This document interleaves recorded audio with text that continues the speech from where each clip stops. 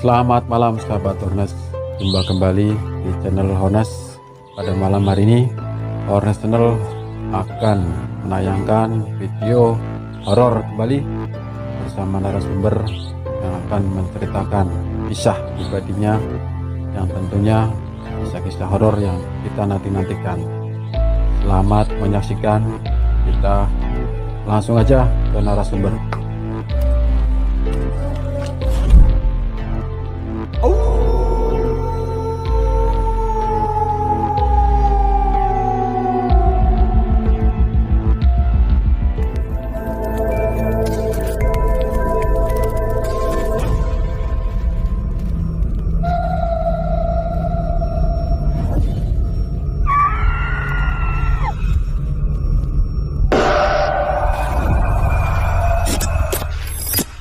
Selamat malam sahabat Hornes, kita berjumpa lagi malam ini di Hornes Channel bersama kita, tim Hornes Channel.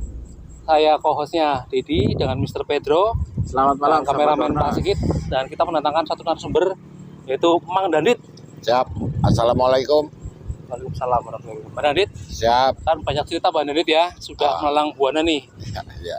sampai masuk TV ya kan, syuting bersama Gus Solepati, Ya. Lebu, sampai apa Tuku bisa Tuku jalan-jalan dan sebagainya ya, masih banyak lagi ya, Pak ya. Banyak YouTuber yang tidak bisa saya sebutkan satu persatu. Menurut kisah apa nih yang mau diceritakan ini malam ini, Mbak? Oke, kita akan menguak sejarah cerita mistisnya Kembang Wijaya Kusuma.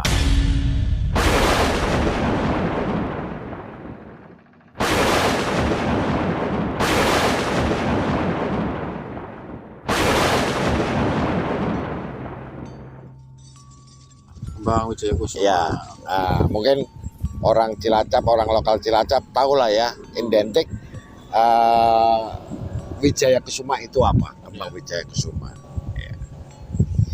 Dan gini Mas, untuk para netizen yang di sana, biar tidak terjadi kerancuan antara cerita ya, yang cerita pasti atau cerita yang dikarang-karang gitu loh Mas. Jadi gini, Mas Didi, saya akan bercerita tentang sejarahnya Kembang Wijaya Kusuma. Kembang Wijaya Kusuma. Iya. Sudah tahu Mas? Iya, sempat pernah dengar sih. Pernah dengar ya? Kalau saya Cuman- dari bentuknya sudah pernah Sudah pernah lihat, lihat. tapi belum pernah lihat secara langsung. Oh, oke. Baru gambar. Ya.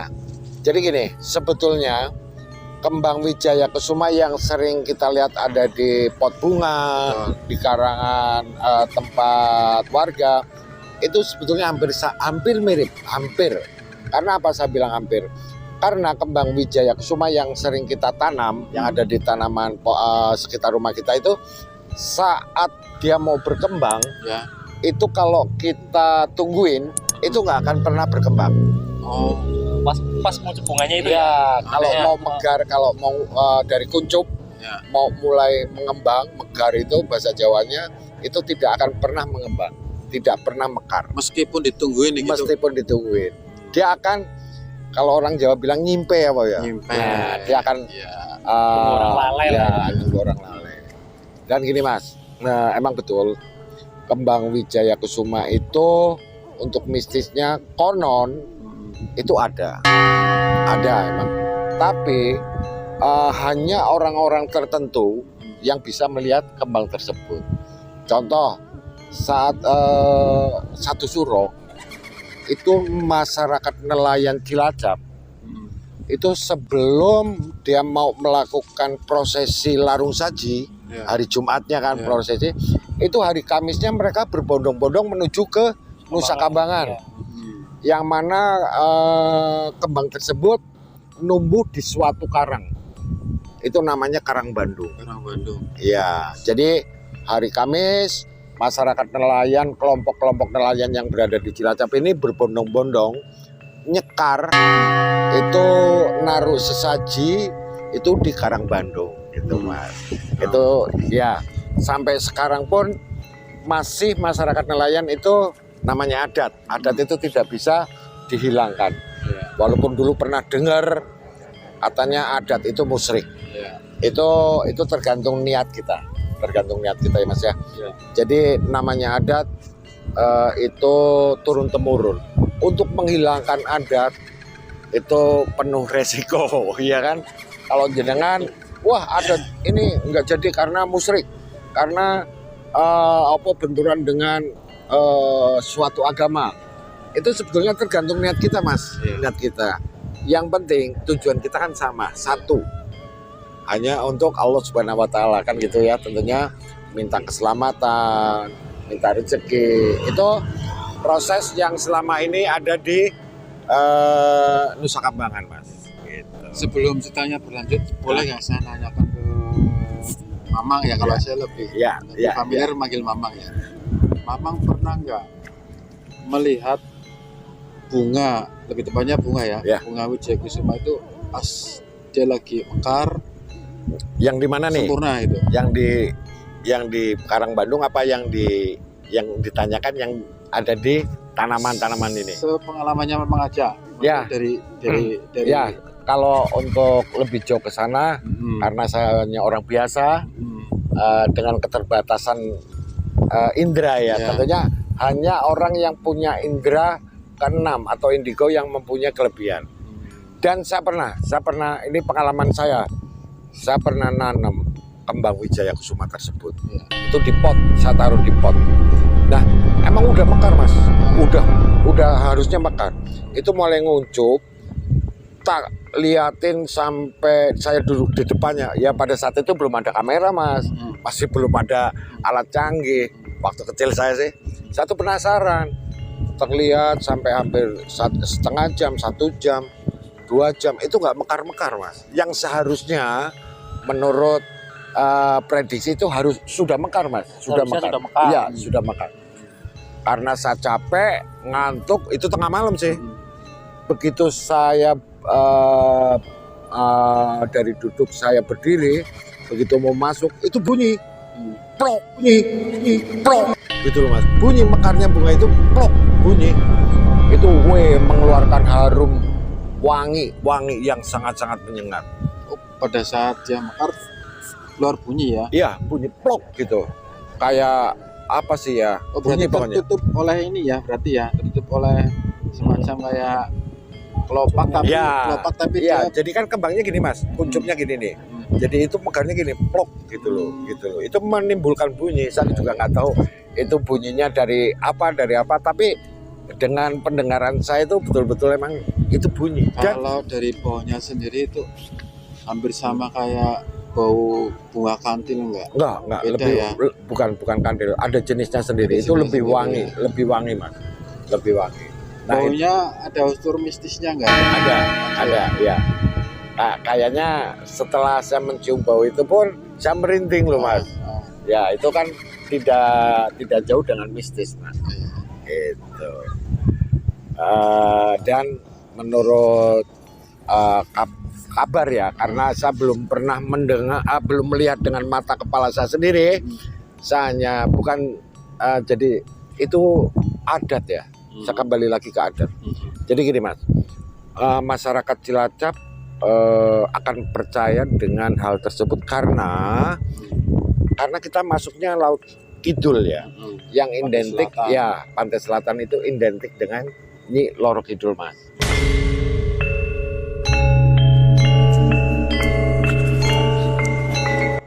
Pernah dengar ya cerita-cerita mistisnya itu?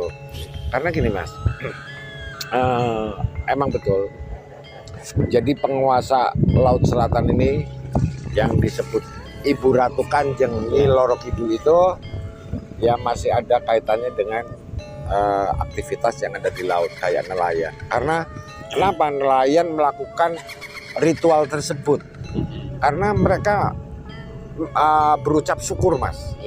Ya selama ini dia melaut nangkap ikan dengan penuh hasil gitu.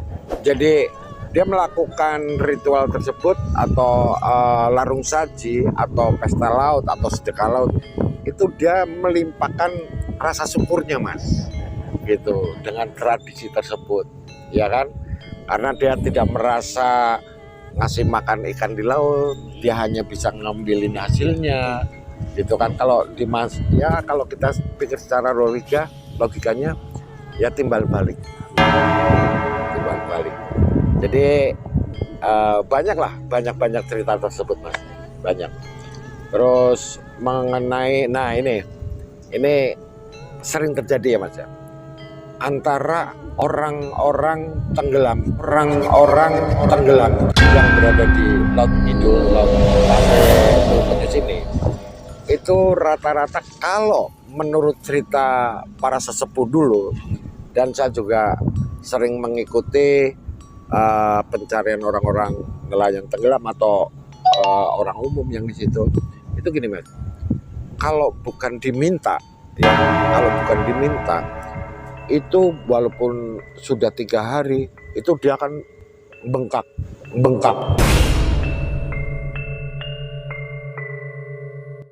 Jadi mayatnya itu bengkak, melembung gitu lah ya. Tapi kalau menurut cerita bahwa yang tenggelam itu diminta oleh penguasa Laut Kidul ini, Laut Selatan, itu dalam 3 hari itu badannya utuh. Ya, badannya tidak ada pembengkak. Normalnya bengkak. Itu pasti karena sudah lama di laut. Dan ini cerita lagi ya, logika nih. Pada saat akan terjadinya larung saji mas, itu arak-arakan ya, yang jalannya dari Pendopo, itu di laut pantai itu ombaknya besar mas, di pinggir pantai. Karena saya juga sering ikut pengamanan di pantai, jadi saya tahu persis kejadian tersebut. Itu kalau kita pikir apa ya, tidak masuk akal mas, tidak masuk akal. Karena apa? Itu selama kita nunggu iring-iringan tersebut, ombaknya ini tinggi. Berarti seakan-akan menyambut gitu betul, ya. Iya, nyambut. Betul, itu kata-kata menyambut itu betul. Jadi dia akan menyambut iring-iringan sesaji yang dibawa oleh masing-masing kelompok nelayan yang berada di Cilacap. Itu setelah prosesi larung saji tersebut, itu sudah diangkut pakai perahu mas. Begitu nyampe di tengah sana, ombak itu lerep itu sudah tidak ada ombak lagi, landai mas. Itu kan kalau kita pikir secara logika, kok aneh gitu mas, nalar kita kok apa ya sih kan gitu. Yaitu terkaitan dengan masalah yang Ibu Ratu. Iya, itu kalau orang-orang bilang nyebut Ibu Ratu. Terus kalau yang Wijaya Kusuma yang di Karang apa tadi? Karang Bandung. Mamang sendiri udah pernah lihat belum di sana? Saya sendiri belum, tapi saya sering ngikut mendampingi para nelayan yang ritual mas. Jadi ziarah hari Kamisnya mereka berduyun-duyun, ada ratusan orang, kalau dulu bahkan ribuan mas. Itu pun bukan hanya nelayan Cilacap aja mas, Dari luar. dari Tegal, Indramayu, Cirebon itu saya sering tanya dari mana pak? Saya dari Indramayu, dari Cirebon. Oh ya, karena prosesi larung saji itu hampir di setiap daerah yang ada nelayannya, itu pasti. Dan di Karang Bandung itu mas, hanya orang-orang tertentu yang bisa melihat kembang wijaya tersebut.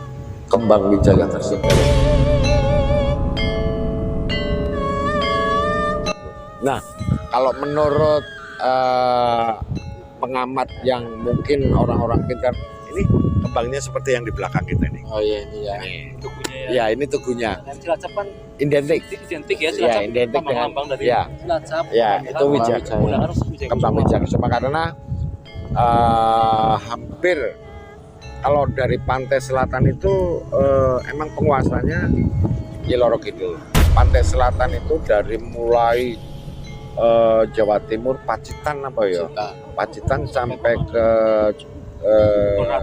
Pelabuhan Ratu itu masih pantai selatan. Jadi mistisnya kembang wijaya Kusuma itu emang apa ya, bukan hanya sekedar mistis, emang saya pernah sering ngikutin kayak jenengan-jenengan ini ngevlog, bikin konten. Tapi kita bikin konten itu bukan asal-asalan mas ya, karena saya sering melihat kejadian beneran tanpa rekayasa, tanpa apa kita pakai sutradara ini enggak Real, model. Iya real, itu real.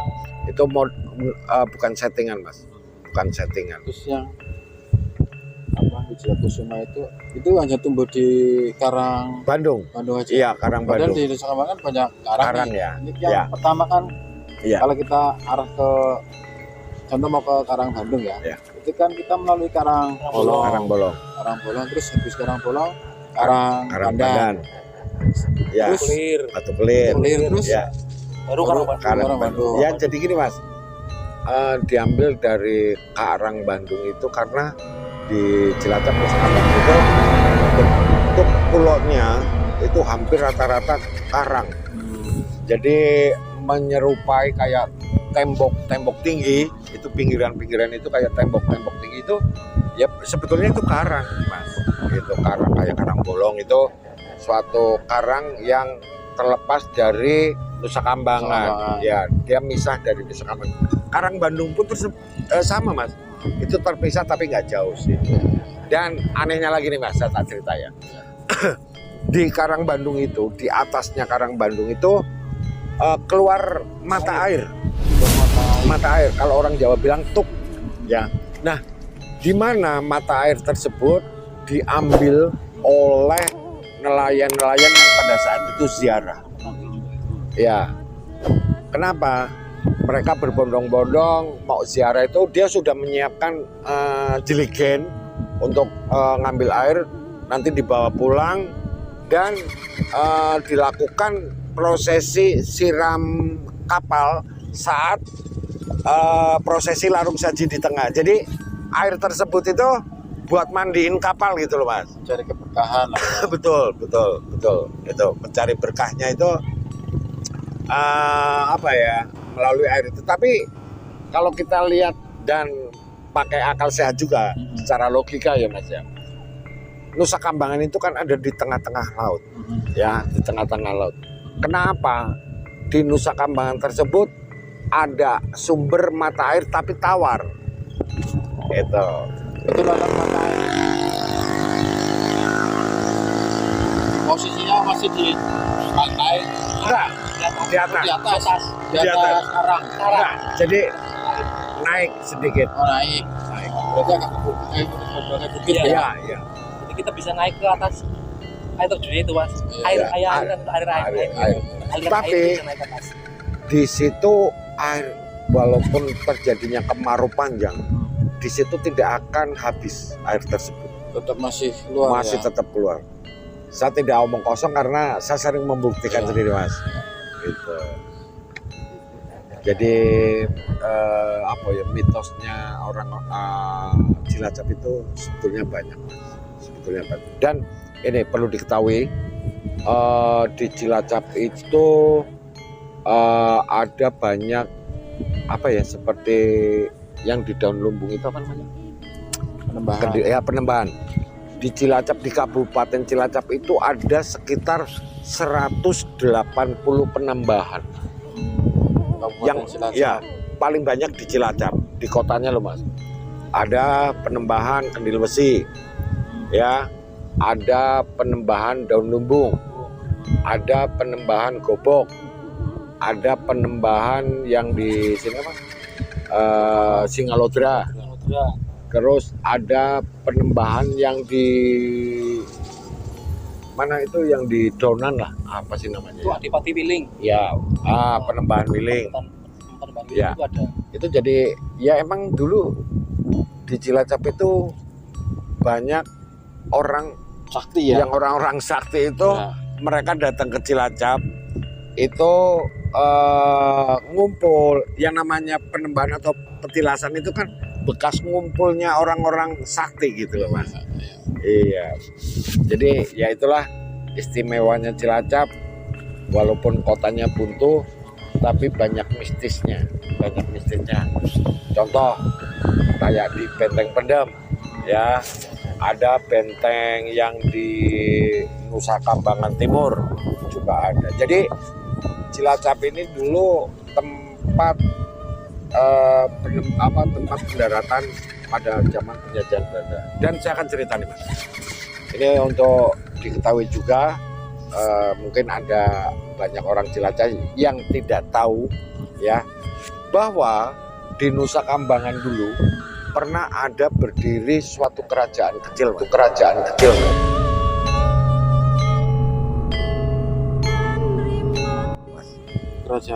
Ya, itu Katanya di Nusa Kambangan. iya di Nusa Kambangan. Nama Yang kita kenal kan selama ini benteng ya. ya Tapi ini tahu dulu pernah ada kerajaan. Ada. Dulu ada kerajaan. ada kerajaan namanya Kerajaan Nusa Tembini yang dipimpin oleh Patih Jurang Baas dan Pule Baas. Itu masih ada sejarah kaitannya dengan Nusa Kambangan dan penguasa Nyi Loro Tapi Kidul. untuk bangunan kerajaan itu masih ada bekasnya nggak? Maksudnya Ya, tersisa? kalau dulu tidak dipakai untuk lapas, mungkin dulu masih ada Mas, gitu. Ya, jadi dan udah ini- alih fungsi ya. Iya. gitu ya. ini masih ada kaitannya dengan mistis. Kan banyak orang yang tidak tahu apa betul Benteng Pendem ada lorong atau terowongan bawah Nah, laut. ini nih ya. Ini yang Saya masih dari dulu penasaran dari ini. kecil itu kan. Iya. Dari Ya. kecil kita masih Nah, pengen tahu ini. gini Mas. Kalau karena kebetulan saya juga karyawan di Benteng Pendem, juga guide di situ. Jadi gini Mas, untuk menepis para netizen nih Iya. yang kadang-kala tidak tahu tapi sok Ngira-ngira lah ya. yang ngira-ngira. Ini saya backup bahwa di Benteng Pendem, saya tekankan sekali lagi bahwa di Benteng Pendem tidak ada terowongan bawah laut yang tembus ke Nusa Kambangan.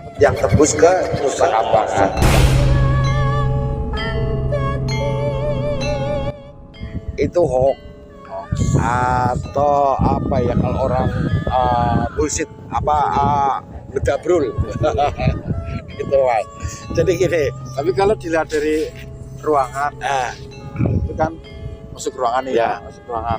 Kalau kita lihat sekilas lantainya, itu Ya. memang ada lorong ke dalam. nah ini betul Mas, jangan saya tahu. Ada terowongan bawah tanah tapi tembusnya ke pantai, Ke pantai. Yang dari kan di sana ada ruang terowongan. Ada salah satu terowongan bawah tanah yang tembus ke pantai Mas, bukan tembus ke Nusa Kambangan. Yang tembus ke pantai itu dipergunakan oleh tentara Belanda untuk mengintai musuh yang arahnya ada di laut Mas, bukan pikir secara logika lah ya, secara pintar gitu. Dulu waktu zamannya Belanda kan tidak ada alat secanggih itu Mas ya, yang ratusan bawah laut nembus sampai ke Nusa Kambangan. Iya. Tapi ini ada tapinya. Tapi kalau terowongan di alam goib itu ada Mas, karena Nusa Kambangan ada salah satu pintu goib itu yang menuju dari Nusa Kambangan menuju ke Gunung Merapi. Itu menurut cerita-cerita mereka orang-orang yang pintar. Iya. Itulah, jenengan udah tahu maksudnya. Berarti kebenarannya adalah yang di Bawah.